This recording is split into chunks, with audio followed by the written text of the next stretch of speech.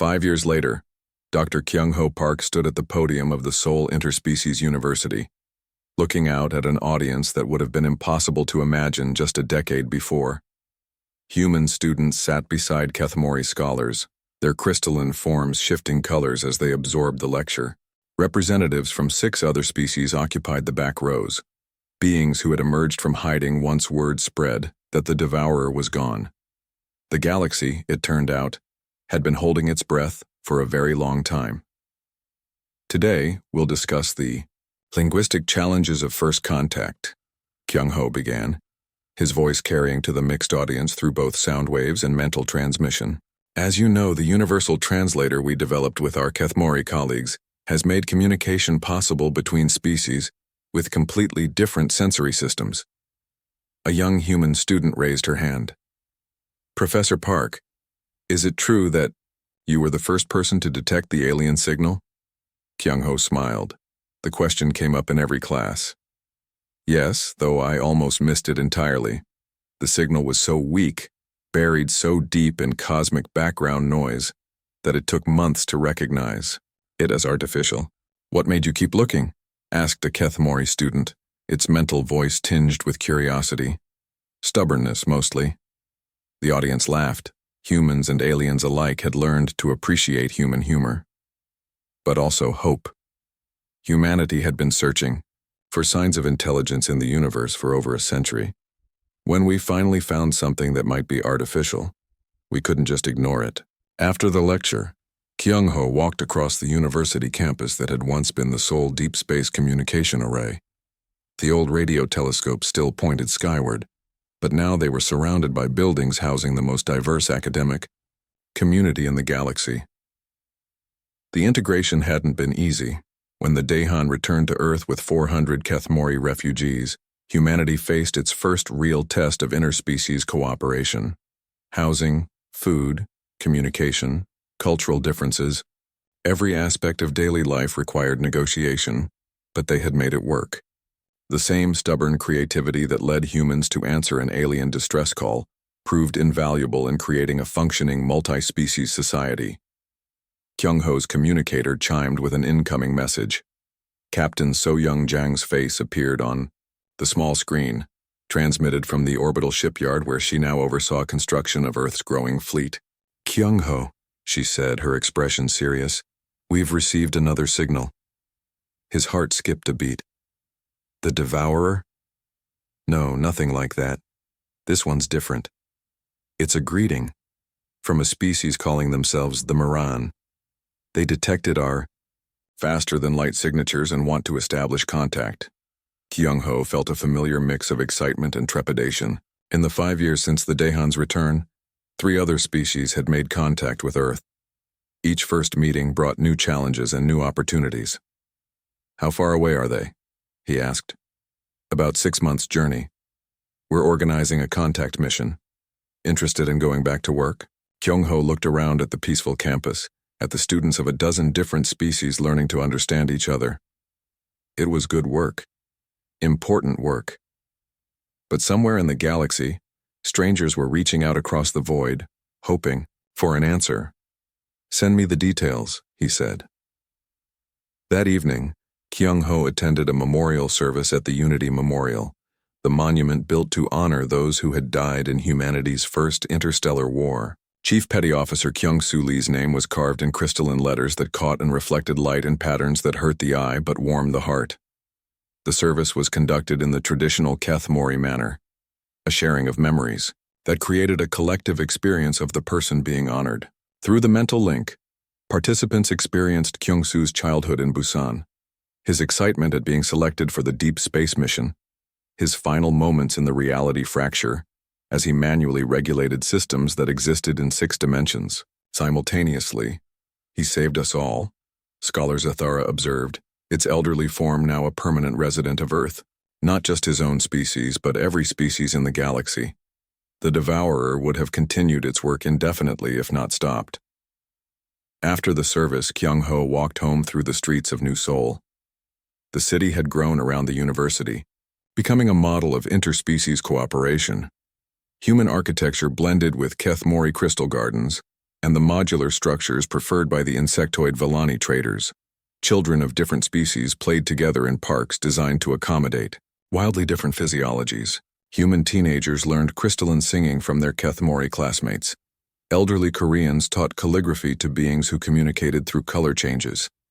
It wasn't perfect. There were still conflicts, misunderstandings, moments when the differences between species seemed insurmountable, but they kept trying. They kept finding ways to work together without losing what made each of them unique. The next morning, Kyung-ho received a visit from an unexpected source. The communication came not through technology, but as a direct mental contact that bypassed all normal channels. The Convergence wanted to talk. The ascended beings had been silent since the Devourer's destruction, apparently debating among themselves what to do about the galaxy's new situation. Their message was brief and confusing. "We have watched your progress with interest," the mental voice said, carrying undertones of vast age and cosmic perspective. "You have created something we thought impossible." "What's that?" Kyung-ho asked. "Unity, without uniformity. Cooperation without absorption. You have shown that individual consciousness can work together while remaining distinct." Images flowed through the mental link. The Convergence in its early days, millions of different species, each with unique perspectives and capabilities. Then the gradual absorption, the loss of individual identity in favor of collective consciousness. "We achieved transcendence," the voice continued, "but we lost something precious in the process. We became one mind with one perspective. We gained cosmic awareness but lost the ability to see the universe through different eyes." "Are you saying you made a mistake?" "We are saying you have shown us an alternative we never considered. The possibility of evolution without assimilation. More images. The Convergence's long isolation. Their growing certainty that individual consciousness was primitive. Their creation of the Devourer as a test that no species was truly expected to pass. The test was never about worthiness, the voice admitted. It was about forcing species to make the same choice we made. Join us or die. But humanity chose neither, Kyung-ho realized. Exactly. You chose to fight together while remaining apart. You created something new. The implications were staggering. The most advanced beings in the galaxy were asking humanity to teach them what they had forgotten. "What are you proposing?" Kyung-ho asked. "A partnership, not absorption into the Convergence, but cooperation with it. We will share our knowledge of cosmic forces. You will share your understanding of individual cooperation." It was an offer beyond anything humanity had dreamed of. Access to the accumulated wisdom of countless civilizations, the secrets of transcended existence, technology that could reshape reality itself. "There's just one problem," Kyung-ho said. "We're not the only species down here anymore. If you want to work with us, you'll need to work with all of us." "The Kethmori? The other species you've contacted?" "All of them. We don't speak for the galaxy. We just showed it that there was another way to cooperate." The mental voice was quiet for a long moment. When it returned, there was something like amusement in its cosmic tone. "You would negotiate with transcended beings on behalf of primitive civilizations?" "We would cooperate with transcended beings alongside other civilizations," Kyung-ho corrected. "That's kind of our whole thing." The communication ended with what might have been cosmic laughter. Later that day, Kyung-ho stood once again in the university's main auditorium, but this time he was part of the audience. Representatives from every species in the growing galactic community had gathered to hear an unprecedented announcement. Captain So-Young Jang took the podium, her uniform bearing the insignia of the Interspecies Fleet Command. "Ladies, gentlemen, crystalline entities, hive minds, and collective consciousnesses," she began, drawing laughter from the diverse crowd. 5 years ago, humanity made a choice. When we heard a cry for help from strangers, we chose to answer. The main screen displayed the original alien signal, its mathematical patterns now as familiar as a favorite song. Today, we face another choice. The Convergence has offered to share their cosmic knowledge with us. In return, they want to learn what we've built here. A community of different species working together without losing their individual nature. Murmurs rippled through the audience. The convergence was legendary even among species that had never encountered them directly. The offer comes with a condition, So Young continued. They want to work with all of us, not just humanity. They want to learn from Kethmori wisdom, Valani efficiency, Marani artistic vision, and human stubbornness. The laughter was warmer this time, tinged with pride. The question before us is simple. Are we ready to teach the most advanced beings in the universe that evolution doesn't require abandoning what makes you special? The vote was unanimous. Every species, every representative, every individual consciousness in the audido. The devourer entities hung frozen in space for exactly 47 seconds. Then they began to scream. It wasn't a sound that came through the ship's audio systems. It was something deeper, more fundamental.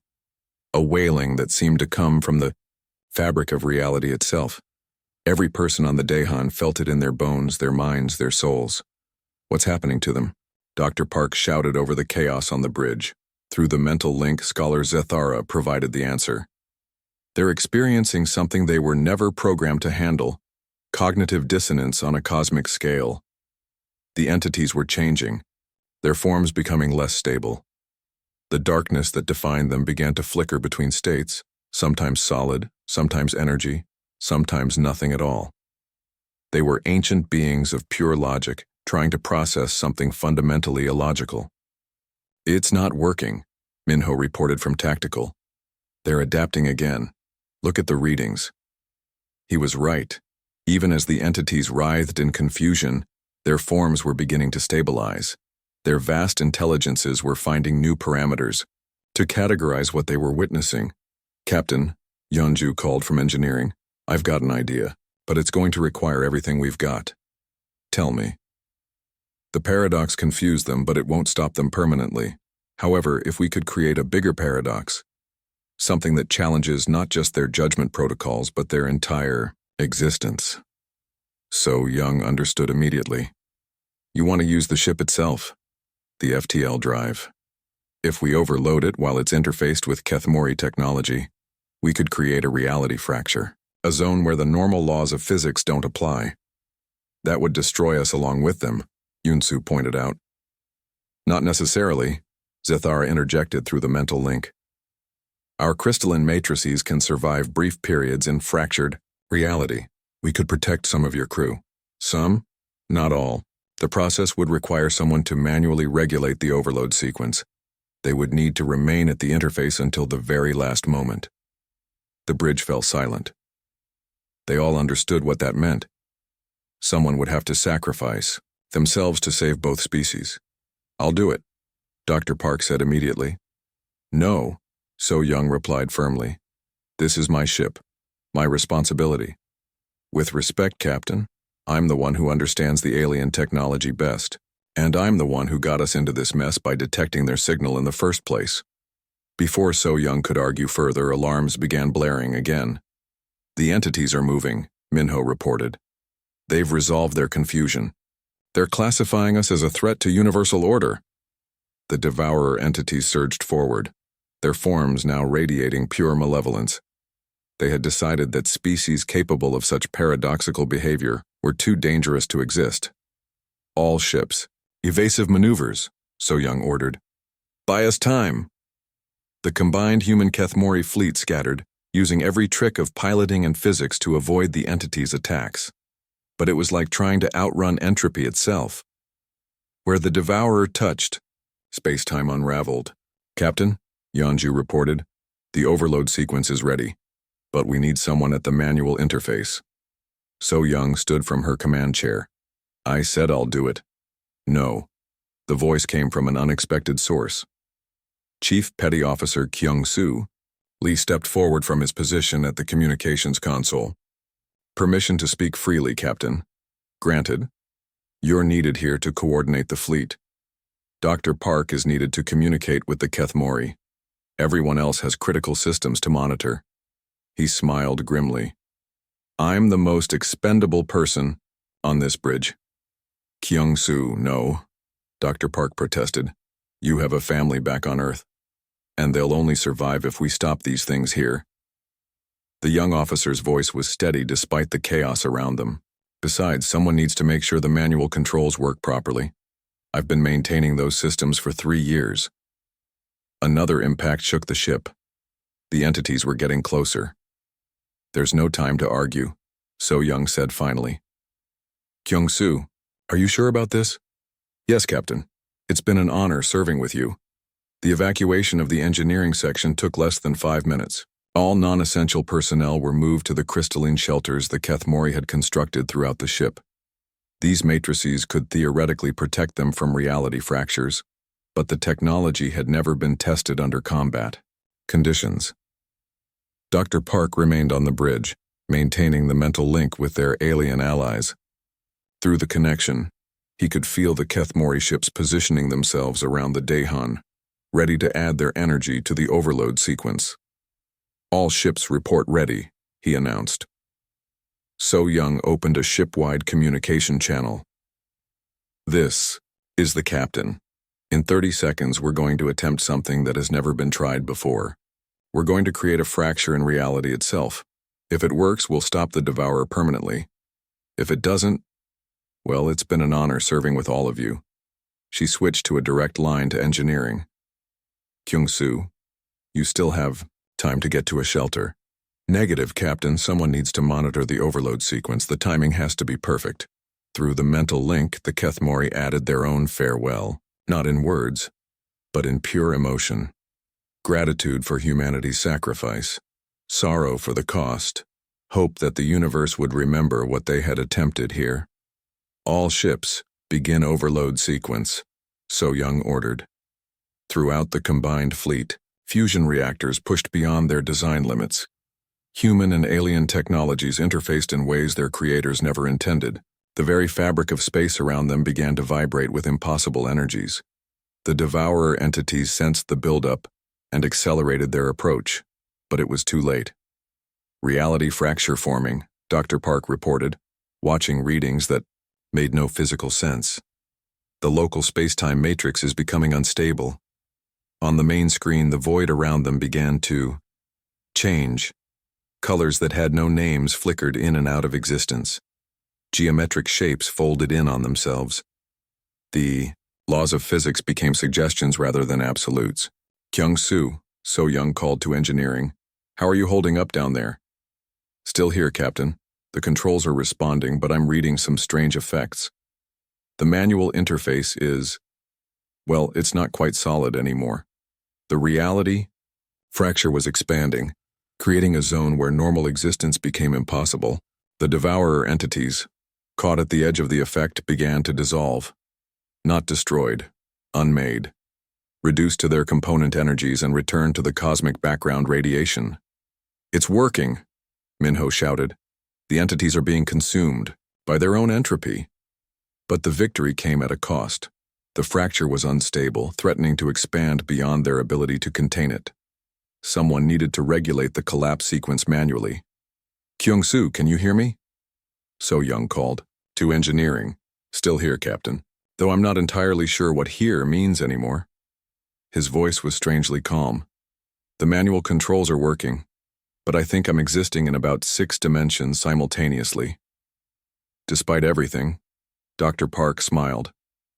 Even facing impossible, physics humans found ways to joke about it.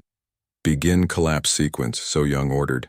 What happened next would be debated by physicists for centuries. The reality fracture began to contract, pulling the dissolved Devourer entities into a singularity of pure information. Not a black hole, something far stranger. A point where entropy itself was reversed.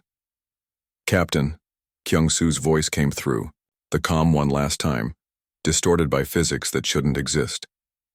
Tell my family I did something important. The fracture collapsed. When the impossible energies finally dissipated, the Daehan floated alone in normal space. The Devourer entities were gone. The Kethmori survivors emerged from their crystalline shelters, their forms shimmering with relief and grief. Damage report, So Young called out. Hull integrity at 90%, Yeonju reported. Main systems are operational. We lost some equipment in the engineering section, but we're still spaceworthy.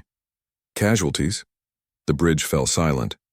Chief Petty Officer Lee didn't make it to a shelter in time, Yanju said quietly.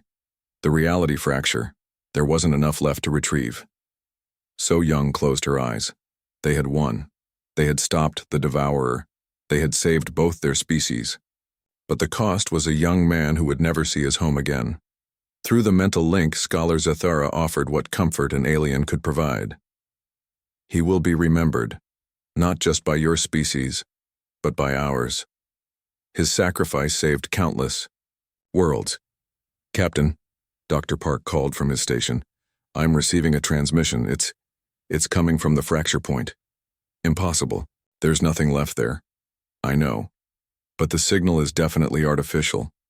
And it's in a language I've never seen before. The main screen activated, showing symbols that seemed to exist in more than 3 dimensions. As they watched, the symbols began to shift and rearrange themselves into something recognizable. Mathematical proofs, star charts, and finally simple images that told an incredible story. It's the convergence, So Young breathed. The ascended beings. They're trying to communicate. The message was brief and to the point. The Devourer program had been terminated. All remaining entities would be recalled. The test was over. But more than that, the convergence was curious. They had never seen species work together while maintaining their individual nature. They wanted to learn more. An invitation appeared on the screen, not to join them, but to teach them. To show them what cooperation without the evacuation had taken 18 hours. Captain So Young Jang watched through the viewport as the last Kethmori transport approached the Daehan. The crystalline beings moved with fluid grace despite their fear, their bodies shifting between solid and translucent as their emotions fluctuated. Final group coming aboard, reported Chief Petty Officer Kyung-Soo Lee from the docking bay. That brings our total to 437 Kethmori refugees. So Young nodded grimly. 437 survivors from a civilization that once numbered in the billions. The remainder were scattered across the planet. Below, trapped in cities too damaged to support evacuation efforts. Captain, Dr. Park called from his science station. The Kethmori elder wants to speak with you. The being that materialized on the main screen was clearly ancient, even by crystalline standards.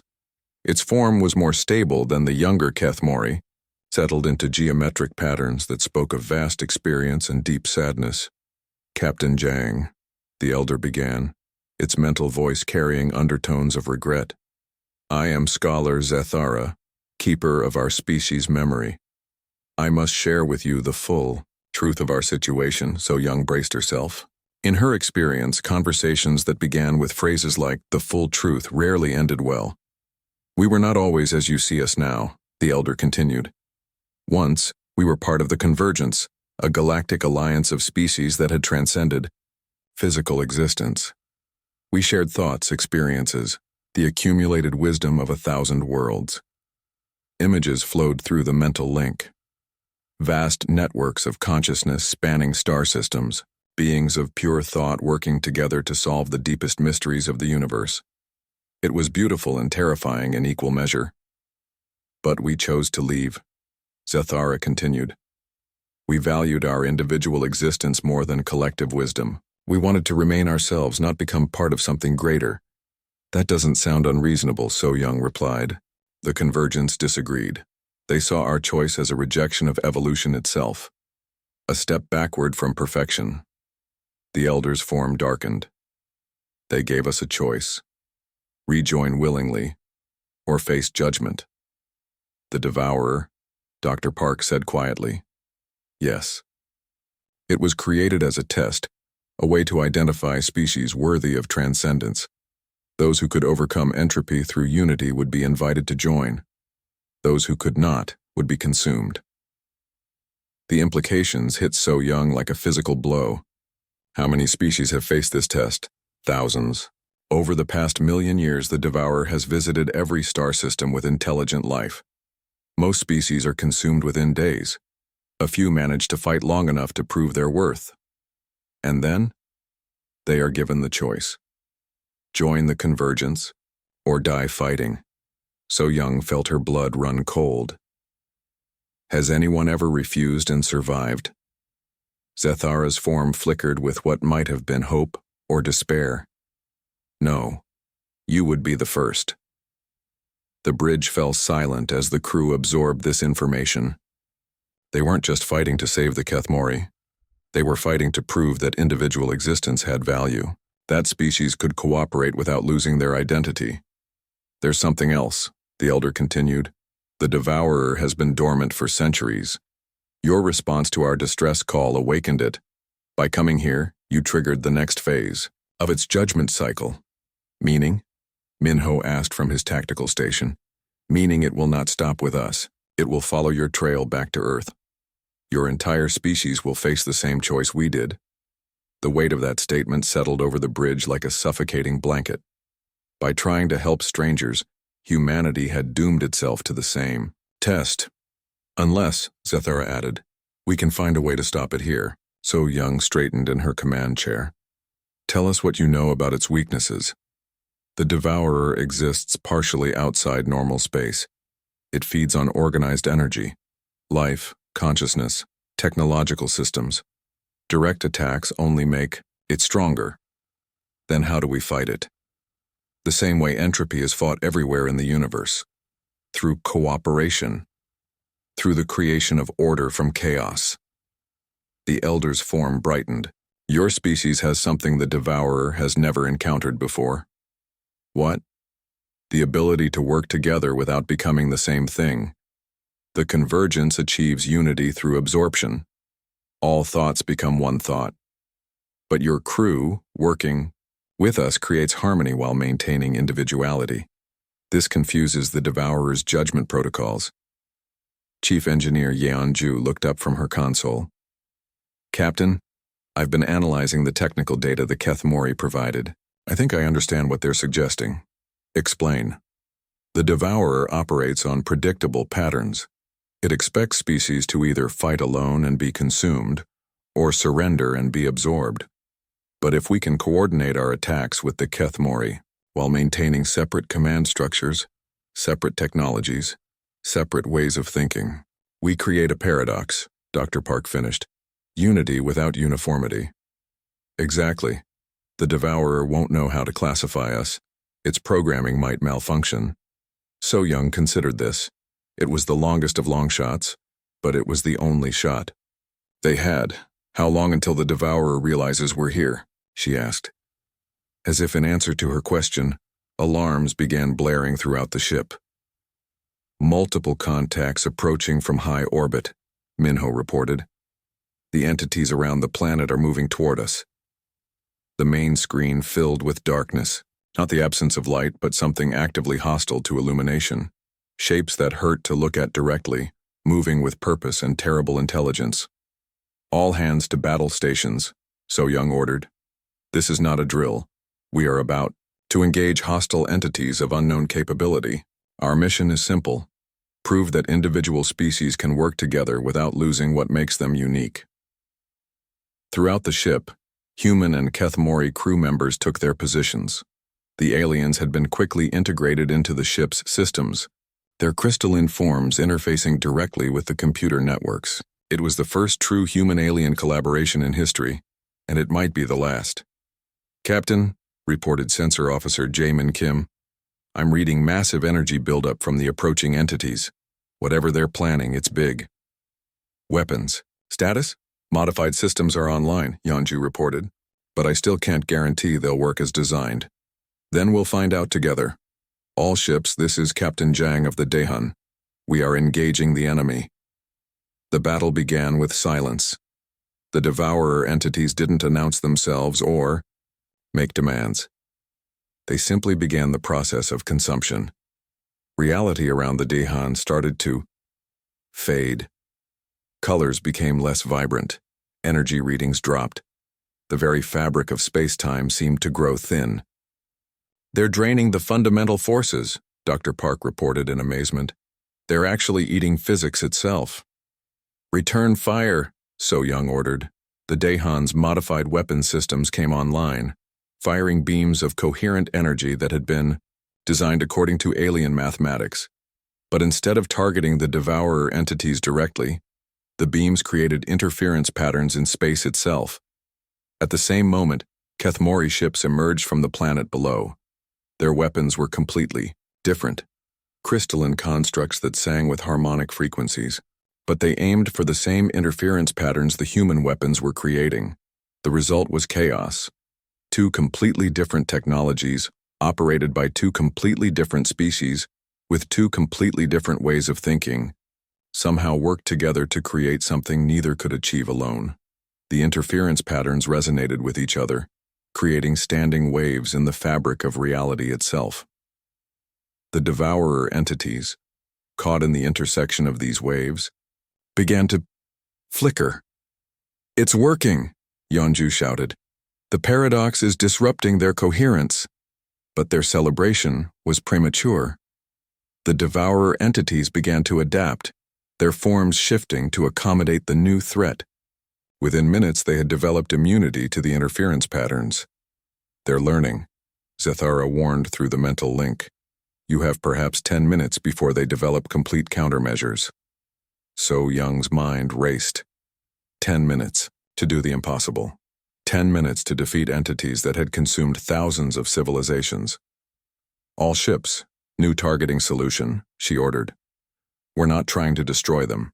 We're trying to confuse them, make them question their own programming." "How do we do that?" Yunsu asked. "By doing something so unexpected, so contrary to their experience, that they can't classify us as either worthy or unworthy."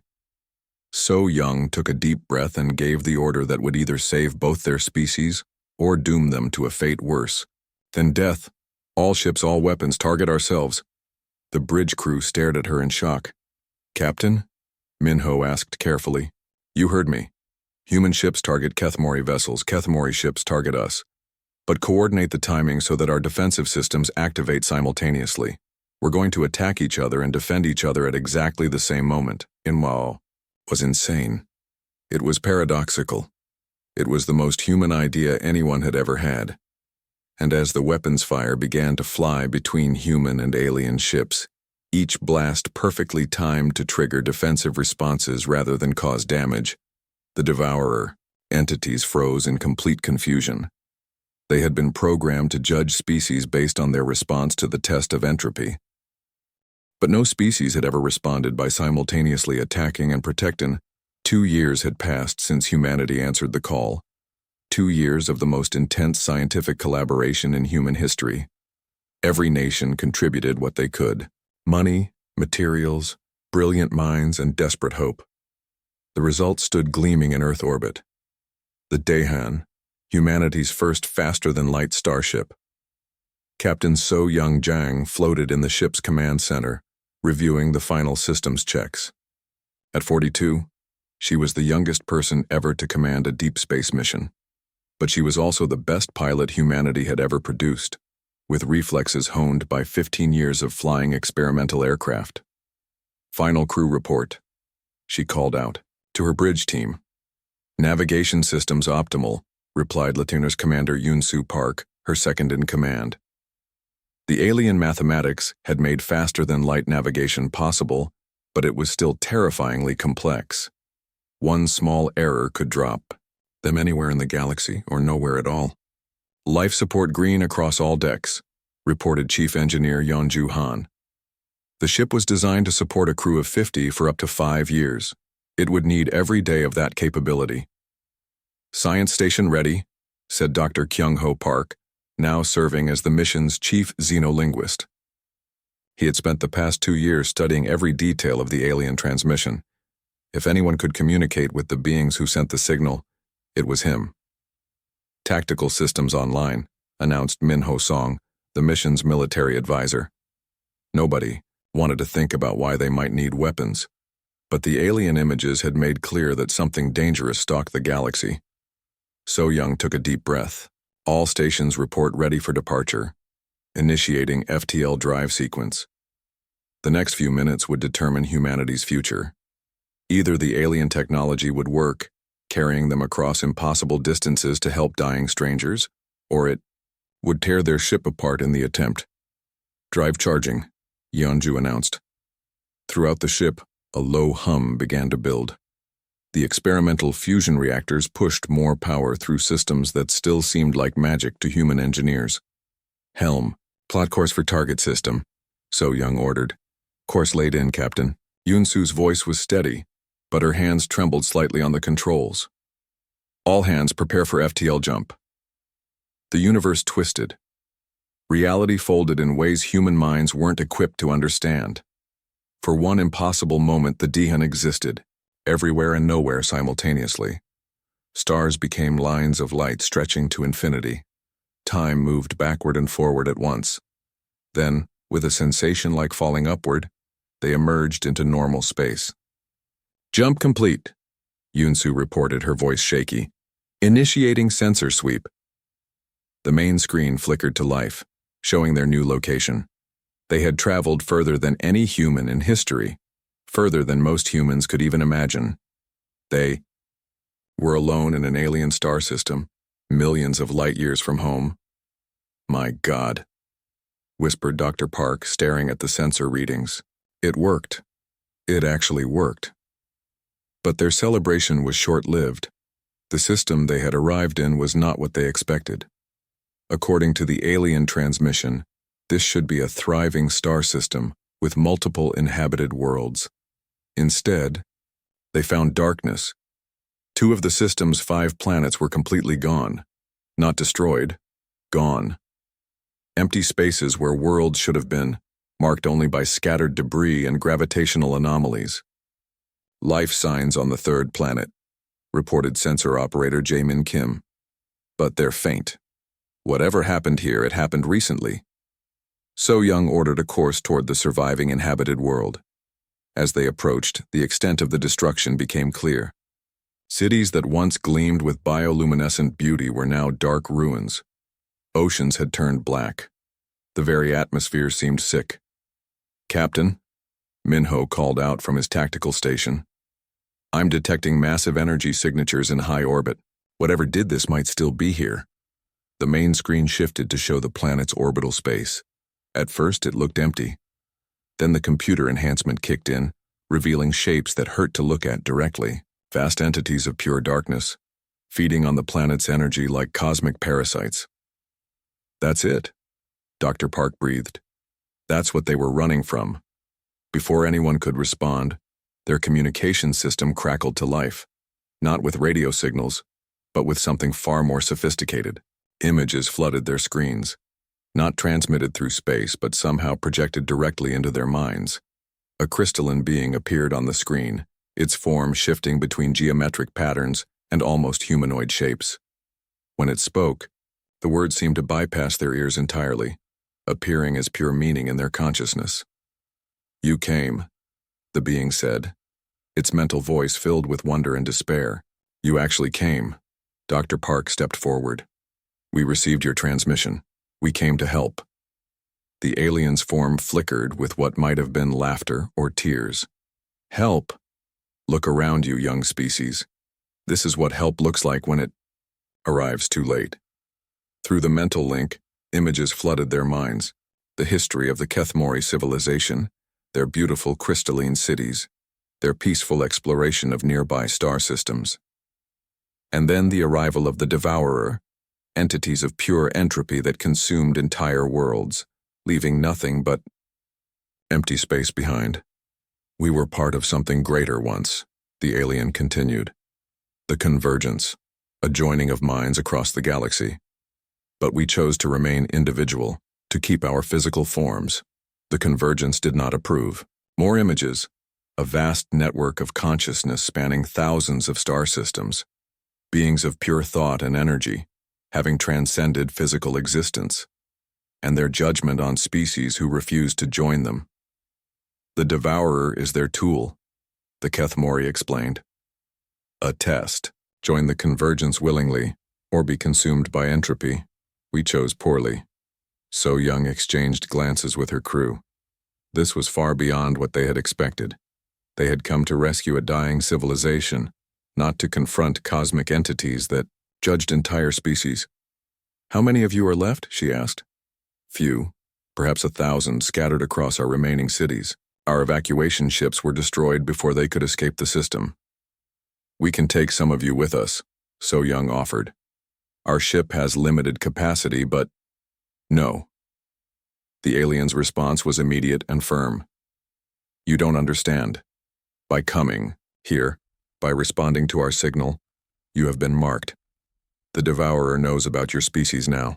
It will follow you home. The bridge fell silent. They had come to help, and instead had doomed their own world. Unless, the alien continued, its form brightening slightly, you are willing to do something that has never been attempted. What? Dr. Park asked. Fight back. More images flowed through the mental link. Technical schematics that made their fastest computers struggle to process. Weapons that manipulated reality itself. Defenses that turned entropy against itself. The Mai Devourer has never faced resistance from multiple species working together. It consumes civilizations one at a time, in isolation.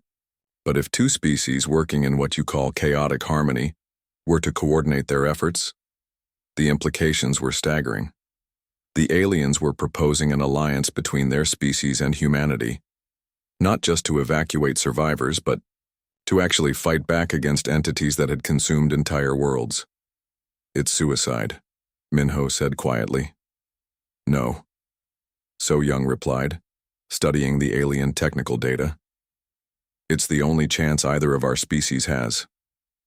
She turned to address her. Crew, the mission parameters have changed.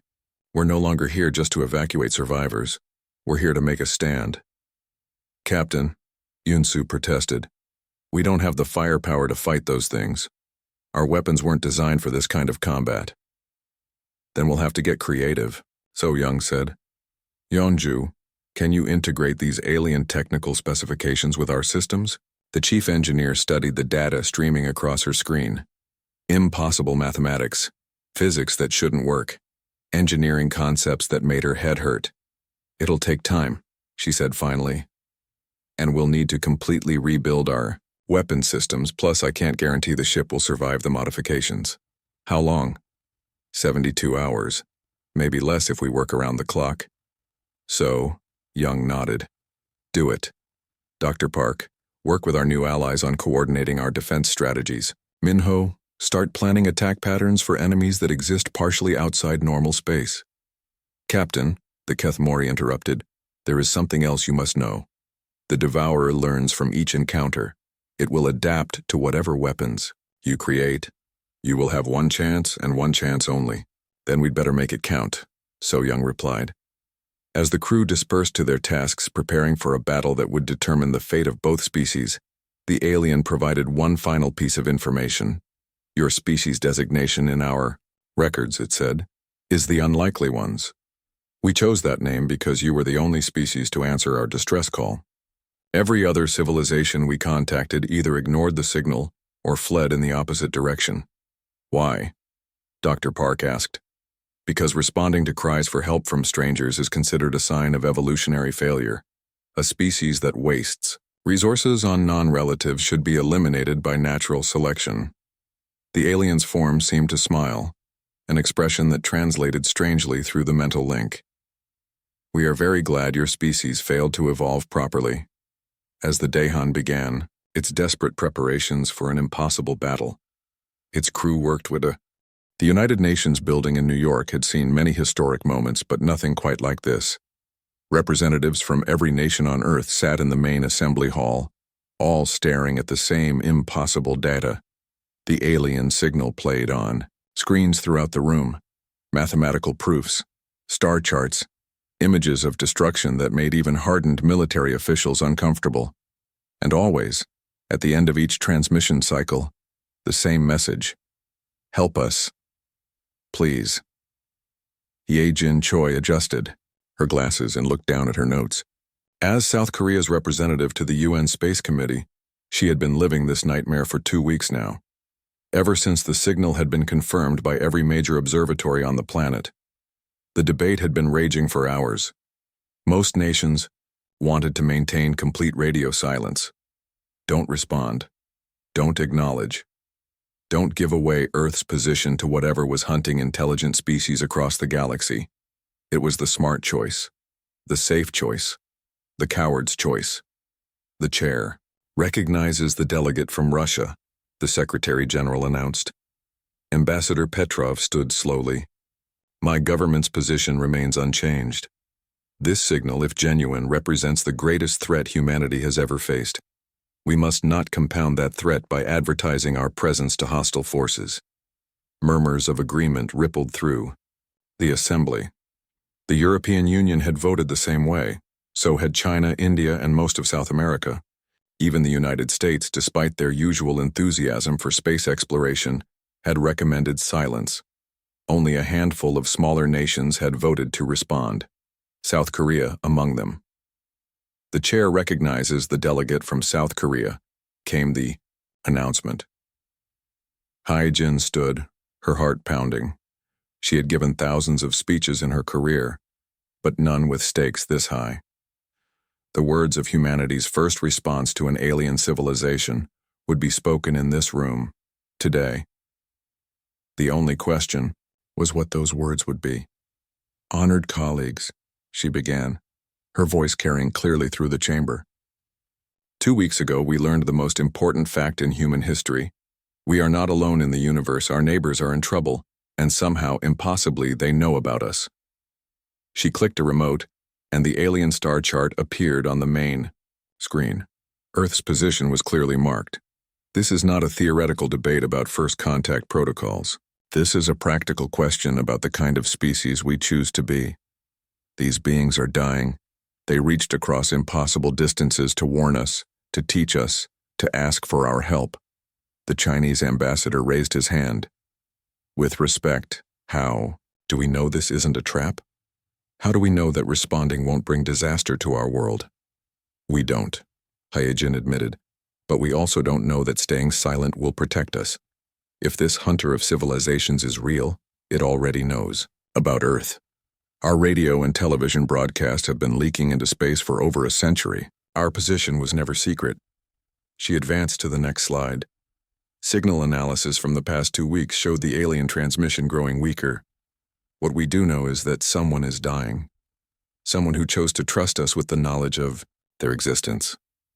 Someone who sent us their mathematical proofs, their star charts, even what appear to be technical diagrams. They're not just asking for help, they're trying to help us.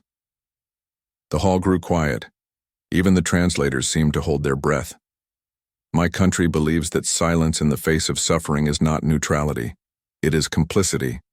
We stand ready to respond to this call for help, with or without international support.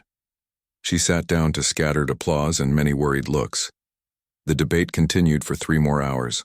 Arguments about military preparedness, about the risks of revealing Earth's location, about humanity's obligation to protect itself first. All reasonable concerns, all irrelevant in the face of one simple fact. Someone was dying, and they had asked for help. Finally, Jinwoo Nam requested permission to address the assembly. The former astronaut had become South Korea's most famous space advocate after his IDIR mission to the International Space Station 5 years earlier. Now he served as an advisor to the UN Space Committee. I'd like to tell you about something that happened during my time in space, he said, walking to the center of the chamber without notes or prepared remarks. We had a communication failure. For 6 hours I couldn't talk to Earth. Couldn't hear mission control. Couldn't even receive automated status updates.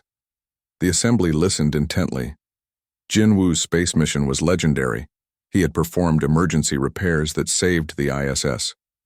For 6 hours, I was alone in the void, completely isolated from every other human being. And in that silence, I realized something. The universe is vast and cold and empty. The only warmth in it, the only light, comes from the connections between living things.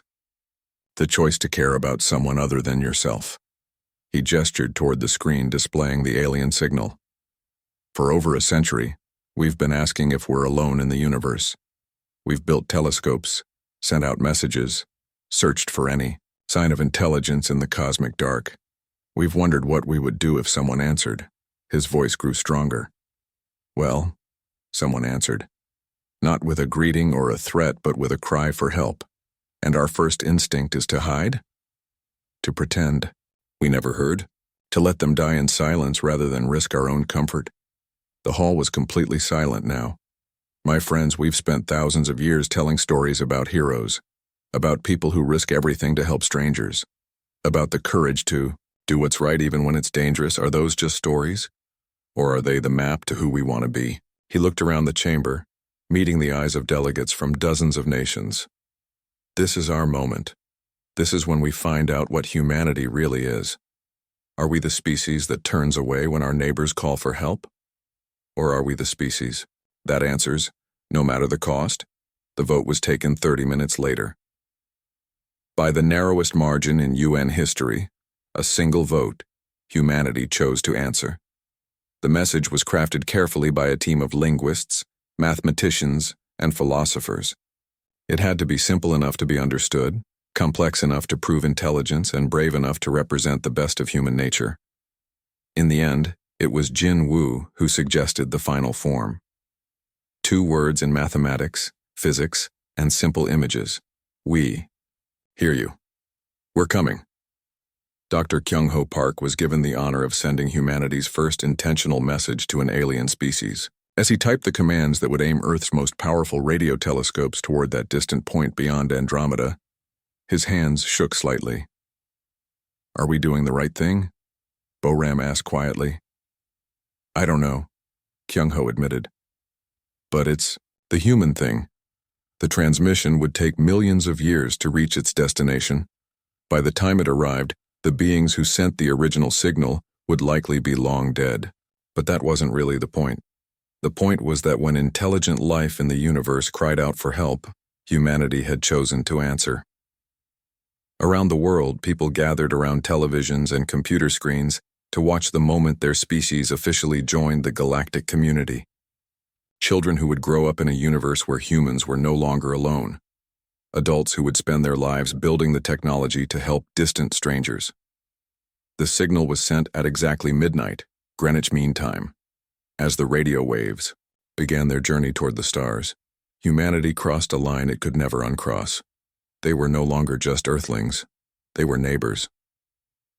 In the weeks that followed, the alien signal grew weaker and finally stopped entirely. Either the transmitter had failed, or its operators were dead.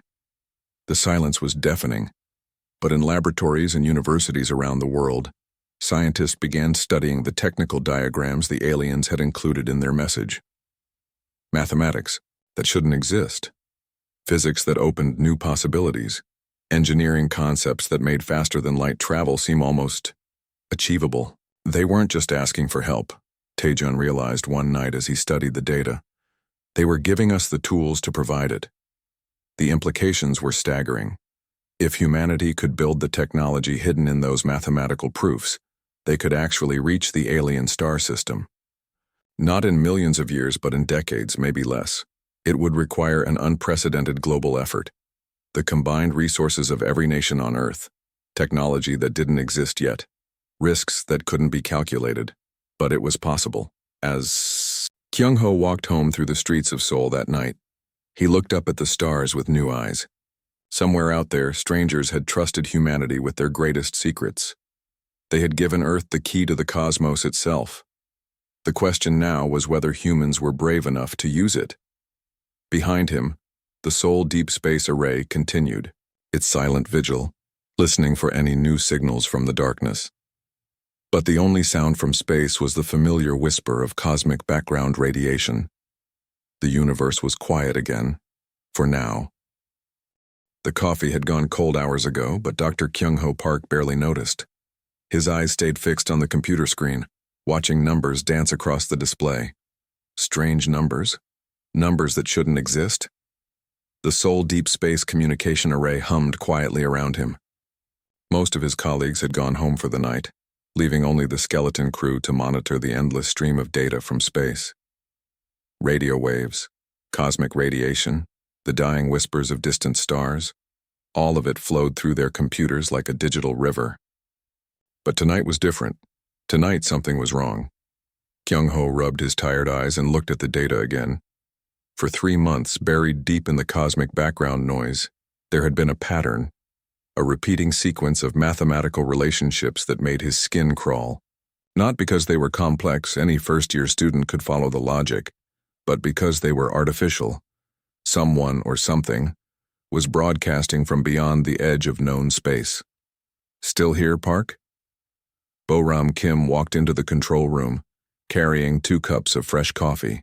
The astrophysicist always worked late, but even she usually went home before midnight. "Look at this," Kyung-ho said, accepting the coffee gratefully. He pulled up the cleaned signal on his screen. "I've been running this pattern through every filter we have. It's definitely not natural." Boram leaned over his shoulder, studying the display. Prime numbers arranged in geometric sequences, mathematical constants expressed in binary, and underneath it all, something that looked almost like coordinates. "How long has this been going on?" she asked. 3 months, maybe longer. The signal is so weak we almost missed it entirely." Kyung-ho switched to another screen showing the signal's origin point.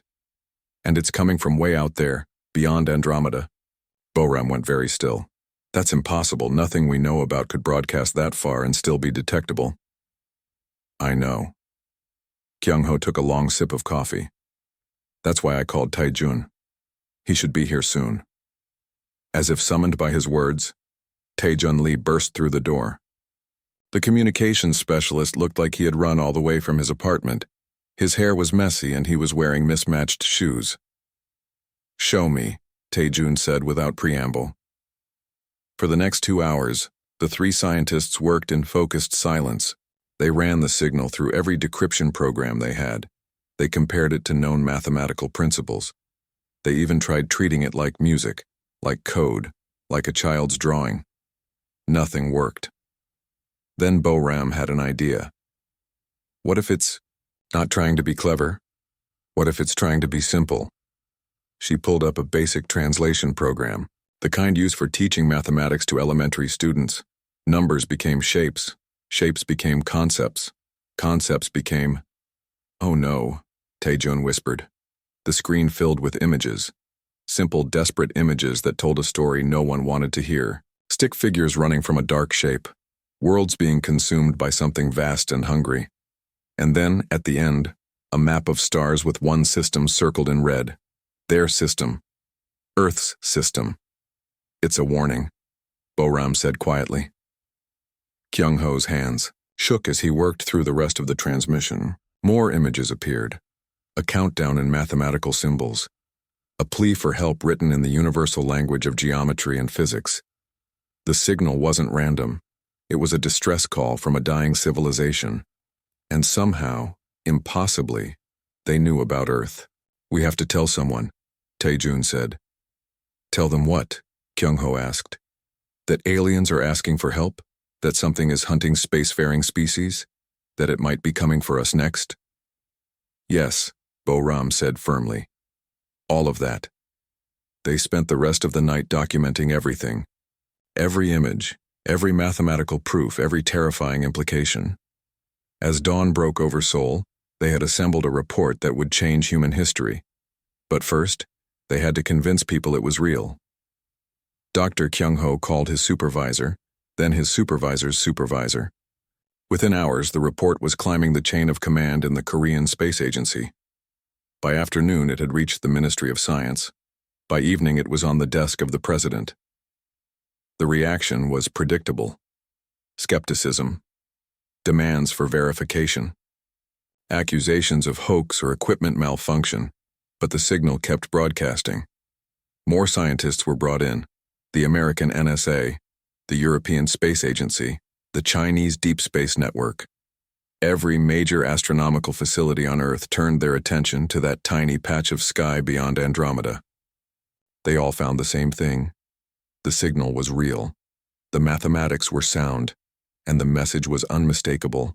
Somewhere in the vast darkness of space, someone was dying. Someone was calling for help. And they had marked Earth on their star map. Dr. Sungmin Wang from Beijing was the first to voice what everyone was thinking. If this thing knows about us and it's hunting the species that sent this signal, then staying quiet might not be an option. What do you mean? Asked Dr. Sarah Mitchell from NASA. I mean, Sungmin said carefully, that silence might be interpreted as hostility, or worse, as cowardice. The room went quiet. Outside the conference room windows, Seoul continued its daily life. People went to work, children played in parks, lovers met for dinner. None of them knew that humanity had just learned the most important fact in its history. We are not alone, and our neighbors are in trouble. Kyung-ho looked around the room at the assembled experts. Physicists, linguists, military advisors, politicians. All of them staring at the data on their screens with the same expression of disbelief and growing dread. There's something else, he said quietly. I've been analyzing the transmission patterns. This isn't just a distress call. It's educational. They're trying to teach us something. He pulled up a new set of images on the main screen. Mathematical concepts that started simple and grew more complex. Basic physics principles. Even what looked like engineering diagrams. They're trying to help us understand their technology, Boram realized. Not just crying for help, but giving us the tools to provide it. Tools we don't have, Tae-jun pointed out. We can barely get to Mars reliably. How are we supposed to help someone in another galaxy? Maybe that's the point, Kyung-ho said. Maybe they're not asking us to help them. Maybe they're asking us to help ourselves. The implications hung in the air like smoke. If the signal was genuine, and all evidence suggested it was, then humanity faced an impossible choice.